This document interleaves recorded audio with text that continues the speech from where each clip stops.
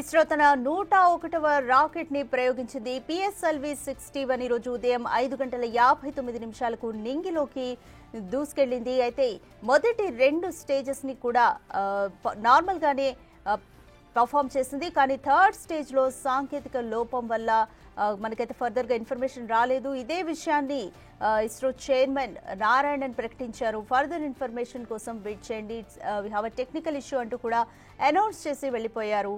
So తర్వాత ఏం జరగబోతుంది అనేది కూడా మనం కూడా వేచి చూడాలి. ఈ పిఎస్ఎల్వి 61 అనేది రీసాట్ 1B ఆర్ EOS-09 గా పిలుస్తున్న ఉపగ్రహాన్ని నింగిలోకి తీసుకెళ్తుంది. EOS-09 అనేది అత్యాధునిక రాడార్ ఇమేజింగ్ ఉపగ్రహం. The PSLV is a 4-stage vehicle. Up to the second stage, the performance was quite normal. Third stage motor started perfectly, but during the functioning of the third stage, we are seeing a observation, and the mission could not be accomplished. After analysis, we shall come back. Thank you. The PSLV is a 4-stage vehicle. Up to the second stage, the performance was quite normal. Third stage motor started perfectly, but during the functioning of the third stage, we are seeing a observation, and the mission could not be accomplished. After analysis, we shall come back. Thank you. రోజు ఉదయం 5:59 PSLV 61 నింగిలోకి దూసుకెళ్లింది. అయితే మొదటి 2 stages ని కూడా normal గానే perform చేసింది. Third stage లో it was not started, we have seen a technical issue అంటూ కూడా ఇస్రో చైర్మన్ నారాయణన్ ప్రకటించారు. మిషన్ ఇట్స్ నాట్ అకంప్లిష్డ్ అంటూ కూడా ఇస్రో చైర్మన్ నారాయణన్ అనౌన్స్ చేశారు. ఆఫ్టర్ అనాలిసిస్, సో అనాలిసిస్ చేసిన తర్వాత కారణాలు ఏంటి అనేది మీకు మళ్ళీ చెప్తామంటూ కూడా ఇస్రో చైర్మన్ నారాయణన్ ప్రకటించి వెళ్ళిపోయారు.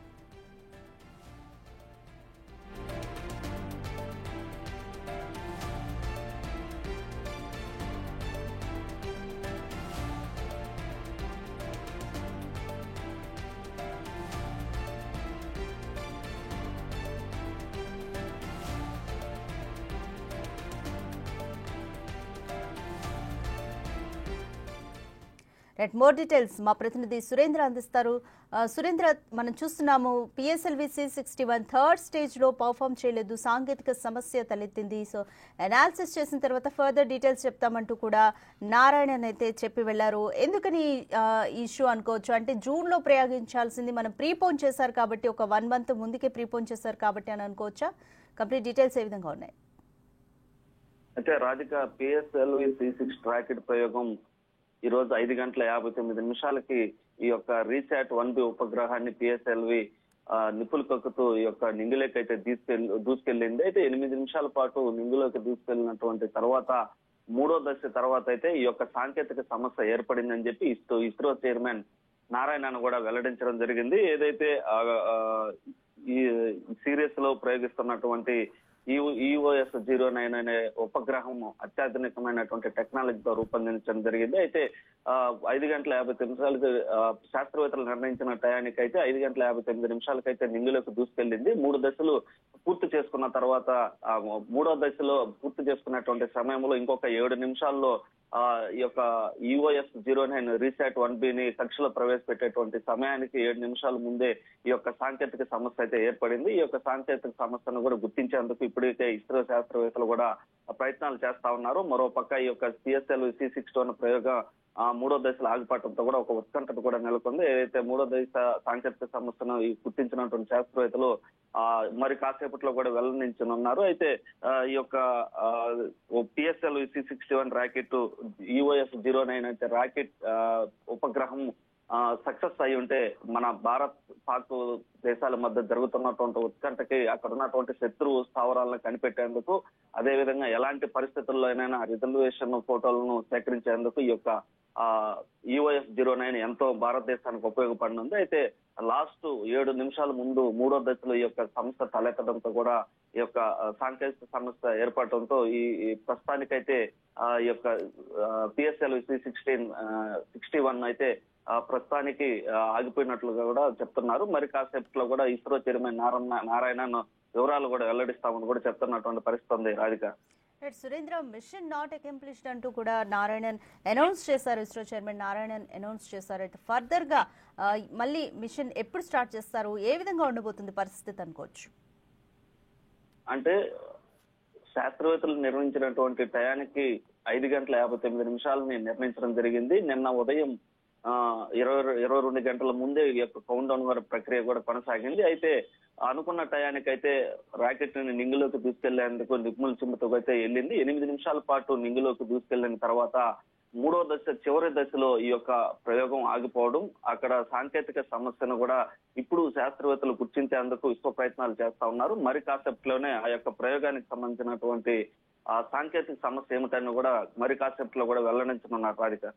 రైట్, EOS-09 అనేది ఇంకా అడ్వాన్స్డ్ రాడార్ ఇమేజింగ్ ఉపగ్రహం అంటూ కూడా మనం చెప్పుకున్నాం సురేంద్ర. ఒకవేళ ఇది సక్సెస్ అయి ఉంటే భారత్కు ఎటువంటి అడ్వాంటేజెస్ ఉండేవి? అయితే ఈ EOS సిరీస్ కంటే ఈ ఉపగ్రహంలో అత్యాధునిక పేలెట్స్ ను కూడా అమర్చింది ఇస్రో. 5 ఏళ్ల పాటు ఈ యొక్క రక్షణ సేవకు కూడా సేవలు అందించేందుకు రీసాట్ 1B EOS-09 ని ఇటు ఇస్రో శాస్త్రవేత్తలు అత్యాధునికమైనటువంటి టెక్నాలజీలను ఉపయోగించి పంపడం జరిగింది. అయితే ఇదంతా కూడా పూర్తి స్వదేశీ విజ్ఞానంతో రూపొందించినటువంటి EOS-09 ఉపగ్రహం. ఇదంతా కూడా భారత రక్షణ వ్యవస్థకు కీలకంగా కానున్నటువంటి రీసాట్ 1B ఉపగ్రహము. అదేవిధంగా రీసాట్ 1Bతో జాతీయ భద్రత కూడా మరింత బలోపేతం చేసేందుకు ఇది ఉపయోగపడేది. అయితే పగలు రాత్రి విభిన్న వాతావరణంలోనైనా ఎలాంటి పరిస్థితులు నెలకొన్నా, మబ్బులు కమ్ముకున్నా, వర్షం వచ్చినా, ఎండ ఎలాంటి పరిస్థితులు ఉన్నా గానీ హై రిజల్యూషన్ తో భూమిపై యొక్క ఫోటోలను కూడా రీసాట్ 1B తీసి ఇటు ఈ యొక్క ఇస్రోకి పంపేటువంటి పరిస్థితి ఉండేది. అయితే అందుకోసం కూడా ప్రత్యేకంగా ఈ యొక్క ఉపగ్రహంలో సి బ్యాండ్ సింథటిక్ అమార్చర్ అనే రాడార్ ను కూడా ప్రత్యేకంగా ఈసారి యొక్క EOS-09 ఉపగ్రహంలో కూడా ఇస్రో శాస్త్రవేత్తలు అమర్చారు. ఇదంతా కూడా భారత భూభాగానికి అవతల ఉగ్ర స్థావరాలు, శత్రు సైన్యాలను, కదలికలను ఎప్పటికప్పుడు ఈ యొక్క అధ్యయనం చేయడానికి కూడా ఈ యొక్క ఉపగ్రహం ఎంతో ఉపయోగపడుతుందని కూడా నిన్న ఇస్రో శాస్త్రవేత్త నారాయణన్ కూడా వెల్లడించడం జరిగింది. అయితే ఈ EOS సిరీస్ లో ఇది 9వ ఉపగ్రహం. ప్రస్తుత పరిస్థితుల్లో ఇప్పుడు మనం చూస్తా ఉన్నాం, భారత్ పాకిస్తాన్ల మధ్య యుద్ధం జరుగుతున్నటువంటి నేపథ్యంలో అక్కడ ఉన్నటువంటి శత్రు స్థావరాలను గుర్తించేందుకు ఇటు భారత సైన్యానికి అన్ని విధాలుగా కూడా ఈ యొక్క EOS-09 ఉపయోగపడుతుందని కూడా ఈ యొక్క EOS సిరీస్ లో ఉపగ్రహాలు ఇప్పటికే 6 ఉపగ్రహాలను నింగిలో ప్రవేశపెట్టున్నటువంటి నేపథ్యంలో ఇప్పుడు ఈ యొక్క అత్యాధునిక అంటే ఈ భారత పాకుల మధ్య జరుగుతున్నటువంటి ఉద్రిక్తతల నేపథ్యంలో ఈ యొక్క EOS-09 ఉపగ్రహం ఎంతో ఉపయోగపడుతుందని కూడా ఈ యొక్క ఇస్రో శాస్త్రవేత్తలు చెప్పడం జరిగింది. అయితే అదేవిధంగా నిరంతరం అంతరిక్షం నుంచి ఉగ్ర కార్యకలాపాలను, స్థావరాలను గుర్తించేందుకు ఈ యొక్క ఉపగ్రహం కూడా ఎంతో ఉపయోగపడుతుందని కూడా చెప్పడం జరిగింది. అయితే ఏదేమైనా కూడా ఈ యొక్క EOS-09 అనే ఉపగ్రహం అత్యాధునికమైనటువంటి టెక్నాలజీతో తయారు చేయడం, అదేవిధంగా ఉగ్ర స్థావరాలను భారత భూభాగంలో జరిగేటువంటి ఎలాంటి పరిస్థితులైనా అనుకూలంలో ఆ యొక్క హై రిజల్యూషన్ తో ఈ యొక్క ఫోటోలను తీసి పంపేటువంటి టెక్నాలజీని ఉపయోగించి ఈ యొక్క రాకెట్ ని అయితే ప్రయోగించేటువంటి ప్రయత్నం చేశారు. అయితే లాస్ట్ చివరి 7 నిమిషాల్లో ఈ యొక్క ప్రయోగం సాంకేతిక సమస్య ఏర్పడడంతో ఆగిపోయిందని కూడా ఇటు ఇస్రో చైర్మన్ నారాయణన్ వెల్లడించడం జరిగింది. మరి కాసేపట్లోనే ఈ ప్రయోగానికి సంబంధించి ఎప్పుడు మళ్ళీ ఈ యొక్క ప్రయోగం మళ్ళీ కంటిన్యూ అవుతుంది, దీని యొక్క ఎలాంటి సాంకేతిక సమస్య ఏర్పడింది, ఈ సాంకేతిక సమస్య ఏర్పడడానికి గల కారణాలు ఏమిటి అనే విషయాలను కూడా పూర్తిగా ఇటు ఇస్రో చైర్మన్ నారాయణన్ కూడా వెల్లడించున్నారు. అయితే ఇది 3వ దశలో సమస్య తలెత్తడంతో ఈ యొక్క మిషన్ అసంపూర్తిగా కూడా ముగిసిందని కూడా ఇటు నారాయణన్ చెప్పడం జరిగింది. అయితే ఏదేమైనా కూడా భారత రక్షణ వ్యవస్థకి పూర్తిగా ఎంతో మేలు కలిగించేటువంటి C-61 ఈ రాకెట్ ప్రయోగం అందరూ కూడా విజయవంతం అవుతుందని ఎదురు చూశారు. లాస్ట్ చివరి 7 నిమిషాల్లో అన్ని దశలు పూర్తి చేసుకొని విజయవంతముతో సంబరాలు జరుపుకునేటువంటి సమయంలో ఈ యొక్క ఈ సాంకేతిక సమస్య ఏర్పడటంతో కూడా భారతదేశ ప్రజలంతా కూడా ఎంతో నిరుత్సాహపడుతున్నటువంటి పరిస్థితి ఉంది రాధిక. Thank you Surendra.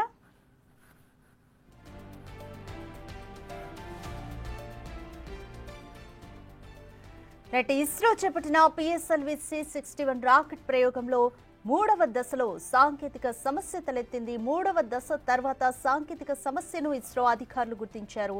అయితే ప్రయోగం ఇంకా పూర్తి కాలేదు అని చెప్పి ఇస్రో చైర్మన్ నారాయణన్ ప్రకటించారు. EOS-09 అనేది ఇదొక అత్యాధునిక రాడార్ ఇమేజింగ్ ఉపగ్రహం. 1710 కిలోల బరువున్న ఈ ఉపగ్రహాన్ని భూమికి 529 కిలోమీటర్ల ఎత్తులోని కక్షలో ప్రవేశపెట్టనున్నారు. అయితే ఇది దేశ సరిహద్దుల్లో ఒక నిఘా నేత్రంలా పనిచేస్తుంది. భద్రతా రక్షణ నిమిత్తం శత్రువుల కదలికలను ఎప్పటికప్పుడు కనిపెడుతుంది. ఇది రాత్రి పగలు అన్న తేడా లేకుండా మేఘాలు కమ్ముకుని వర్షం పడుతున్నా, దట్టమైన పొగమంచు కమ్ముకున్నా సరే శత్రువుల కదలికలపై అప్డేట్ ఇస్తుంది. భూ ఉపరితలాన్ని హై రెజల్యూషన్ తో ఫోటోలు తీసి రక్షణ విభాగానికి పంపుతుంది. ముఖ్యంగా ఇది రక్షణ విభాగానికి చాలా ప్రయోజనాలు చేకూర్చే విధంగా ఇది తయారు చేయబడింది. ప్రస్తుతం స్పేస్ లో భారత్ కు ఇప్పటికే 50కి పైగా ఉపగ్రహాలు పనిచేస్తున్నాయి. ఇప్పుడు రాడార్ ఇమేజింగ్ శాటిలైట్ వాటికి తోడవుతుందని అంతా అనుకున్నాం. కానీ థర్డ్ స్టేజ్ లో సాంకేతిక సమస్య తలెత్తడం వల్ల ఈ మిషన్ అయితే అకంప్లిష్ అవ్వలేదు. ఇప్పటికే అధునాతన కార్టోసాట్ 3 ఉపగ్రహం అయితే లోయర్ ఎర్త్ ఆర్బిట్ లో తిరుగుతూ భూమికి ఫోటోలు పంపిస్తుంది. కానీ అది రాత్రి వేళల్లో పనిచేయదు. దీన్ని ఫుల్ఫిల్ చేస్తూ EOS-09 ను రాత్రి వేళల్లో కూడా పనిచేసేలాగా మేఘాలు కమ్ముకున్న పొగమంచు ఉన్నా సరే శత్రువుల కదలికలను కనిపెట్టేలాగా EOS-09 ను అత్యంత ఆధునిక టెక్నాలజీతో తయారు చేశారు. అయితే కార్టోసాట్ వల్ల శత్రువులు రాత్రి వేళల్లో సరిహద్దులు దాటగలుగుతున్నా కూడా పసిగట్టలేకపోతున్నాం. అయితే తమ ఆయుధాలని కూడా ఉగ్రవాదులు తరలించగలుగుతున్నారు రాత్రి వేళల్లో. అయితే ఈ తాజా ప్రయోగంతో ఉగ్రవాదులు పాక్ సైనికుల ఆగడాలకు చెక్ పెట్టొచ్చన్న అంచనా వేశారు శాస్త్రవేత్తలు. అంతేకాకుండా ఇక బంగాళాఖాతంలో ఏర్పడే అల్పపీడనాలు, తుఫాన్లను కూడా EOS-09 ఉపగ్రహం ముందే పసిగట్టి అలర్ట్ చేయనుంది. 2008లో ముంబై దాడులు జరిగినప్పుడే భారత ప్రభుత్వం ఈ ప్రయోగానికి పునాది వేసింది. అయితే అప్పుడు తలపెట్టిన ప్రయోగం టెక్నికల్ సమస్యలతో విఫలమైంది. ఇక పెహల్గాం దాడి తర్వాత కూడా ఈ ప్రయోగం అనేది తప్పనిసరైందని చెప్పుకోవచ్చు. జనవరిలో రోదసీలోకి NVS-02 ఉపగ్రహాన్ని పంపినా కూడా సాంకేతిక సమస్యలతో నిర్దేశించిన కక్షలోకి వెళ్లలేకపోయింది. నిజానికి EOS-09 ప్రయోగం కూడా జూన్లో జరగాల్సి ఉంది. అయితే ప్రస్తుతం నెలకొన్న యుద్ధ పరిస్థితుల వల్ల భారత్ పాక్ మధ్య నెలకొన్న యుద్ధ పరిస్థితుల వల్ల ఇస్రో శాస్త్రవేత్తలు పనుల్లో వేగాన్ని పెంచారు. అనుకున్న సమయానికి దాదాపు నెల రోజుల ముందే EOS-09 ను రెడీ కూడా చేశారు. కానీ ఈ రోజు కూడా థర్డ్ స్టేజ్ లో టెక్నికల్ ఇష్యూ వల్ల మిషన్ అయితే కంప్లీట్ చేయలేకపోయామని నారాయణన్ చెప్పారు. సరిహద్దు దేశాలైన పాకిస్తాన్, చైనా నుంచి భారత్కు ఎప్పుడు ముప్పు అనేది పొంచే ఉంటుంది. ఈ మధ్య కాలంలో LOCలోనే కాకుండా చైనా, బంగ్లాదేశ్ల వెంబడి కూడా సొరంగాలు తవ్వుకొని మరి ఉగ్రవాదులు భారత్లోకి ప్రవేశిస్తున్నారు. బార్డర్లో సైనికులున్నా కూడా పూర్తి స్థాయిలో నిఘా పెట్టడం అనేది అసాధ్యంగా మారిందని చెప్పొచ్చు. అయితే ఈ రాకెట్ ప్రయోగం విజయవంతమైతే అన్ని సరిహద్దుల్లో భారత్ పటిష్టమైన నిఘా వ్యవస్థను కలిగి ఉన్నట్లవుతుంది. అయితే ఒకవేళ ఈ EOS-09 ప్రయోగం అనేది విజయవంతమై ఉండుంటే అంతరిక్షంలో భారత్ పట్టు అనేది మరింత పెరిగేది. రీసాట్ 1Bతో దేశ రక్షణ రంగానికి ఇంకా మరింత బలం చేకూరుండేది. సరిహద్దులో నిఘా మరింత కట్టుదిట్టమవుతుంది. ఉగ్రవాదంపై భారత్ చేస్తున్న యుద్ధానికి ఈ ప్రయోగం అత్యంత కీలకంగా ఉండబోతుంది. కానీ ఈరోజు ఉదయం 5:55 PSLV C-61 నింగిలోకి నిప్పులు చిమ్ముకుంటూ దూసుకెళ్లింది. మొదటి 2 స్టేజెస్ ని కూడా 8 నిమిషాల పాటు సక్సెస్ఫుల్ గా అకంప్లిష్ చేసింది. సక్సెస్ఫుల్ గా నార్మల్ గానే ఉంది. కానీ థర్డ్ స్టేజ్ లో మాత్రం టెక్నికల్ ఇష్యూ వల్ల మిషన్ అనేది కంప్లీట్ చేయలేకపోయాము అని చెప్పేసి ఇస్రో చైర్మన్ నారాయణన్ తెలిపారు. ఫర్దర్ గా అనాలిసిస్ చేసి డీటెయిల్స్ చెప్తామన్నారు.